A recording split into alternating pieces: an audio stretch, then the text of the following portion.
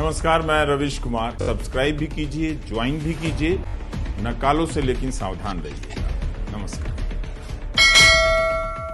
किसी के घर जाते हैं डिनर पर या लंच पर तो आप क्या करते हैं? ये भी देश जानना चाहता है तो होगा। अगर महंगाई ज्यादा है तो विपक्ष जिम्मेदार होता है, बेरोजगारी ज्यादा तो विपक्ष जिम्मेदार होता है, बांग्लादेश और कनाडा में हिंदुओं पर अत्याचार हो रहा है, जो जिम्मेदारी सरकार की है उसमें विपक्ष जिम्मेदार हो जाता है। अगर सांसद ठीक से सुचारू रूप से आप नहीं चला पा रहे हो तो विपक्ष जिम्मेदार हो जाता है, क्योंकि संसद चलाने की जिम्मेदारी सरकार की होती है, सत्ता की होती है। आप बताइए, किसान परेशान होता है तो विपक्ष जिम्मेदार होता है, युवा रोड पे घूम रहा है तो विपक्ष जिम्मेदार है। सवाल ये उठता है कि हर बात पे आप विपक्ष को जिम्मेदारी ठहराना चाहते हो, इसके मतलब आप अपने ऊपर कोई जिम्मेदारी नहीं लेना चाहते। इसलिए कहते हैं ये सरकार जो है जनता के लिए नहीं है, ये सरकार सत्ता के लिए। उसे सत्ता चाहिए, किसी कीमत पे भी चाहिए। अगर कानून व्यवस्था फेल होती है तो भी विपक्ष जिम्मेदार। अरे मजेदार बात तो है नाविका जी, इस देश के अंदर में किसी भी प्रदेश में कानून व्यवस्था बनाए रखने की जिम्मेदारी उस प्रदेश की सरकार की होती है। अगर उस प्रदेश की सरकार कानून व्यवस्था बनाए रखने में फेल होती है तो विपक्ष की जिम्मेदारी, जैसे अभी संबल में हुआ, उसके पहले बेचारा विपक्ष। अनुराग भदौरिया जी, इतनी सारी बातें आपने कह दी कि जैसे विपक्ष बेचारा हारा एक कोने में। अरे अभी तो आप सब गए थे ना वहाँ झारखंड में।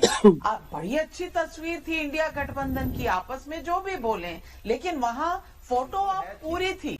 और उस फोटो ऑप में जीत कैसे हुई थी? जीत तो ईवीएम से हुई थी, लेकिन झारखंड की ईवीएम पसंद है, महाराष्ट्र की ईवीएम पसंद नहीं। यही तो संविधान की इज्जत इस देश में विपक्ष ने की है। सुधांशु त्रिवेदी जी, बहुत से मुद्दे उठाए अनुराग भदौरिया जी ने, आप जवाब दे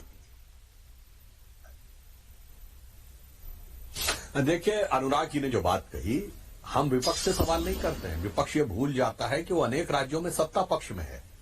भदौरिया जी को याद दिलाना चाहता हूं, किसानों का आप सवाल उठाते हैं तो कर्नाटक में 1200 किसानों ने आत्महत्या की है, और जिसके ऊपर कर्नाटक के उप मुख्यमंत्री डीके शिव कुमार का इतना संवेदनहीन बयान है कि ये 1200 की 1200 आत्महत्याएं अपने निजी कारणों से हुई हैं, इनका किसान से कोई लेना देना नहीं। ये तो सत्ता पक्ष से सवाल पूछा है। यदि कर्नाटक के अंदर आप कांग्रेस सत्ता में है, कांग्रेस के एक नेता की बेटी नेहा हीरामत का कत्ल सरेआम हो जाता है और कर्नाटक का गृह मंत्री ये कहता है नहीं वो तो उनकी आपसी लड़ाई थी, इसको कोई मुद्दा नहीं बनाना चाहिए, तो सवाल होता है क्योंकि आप वहां सत्ता में हैं।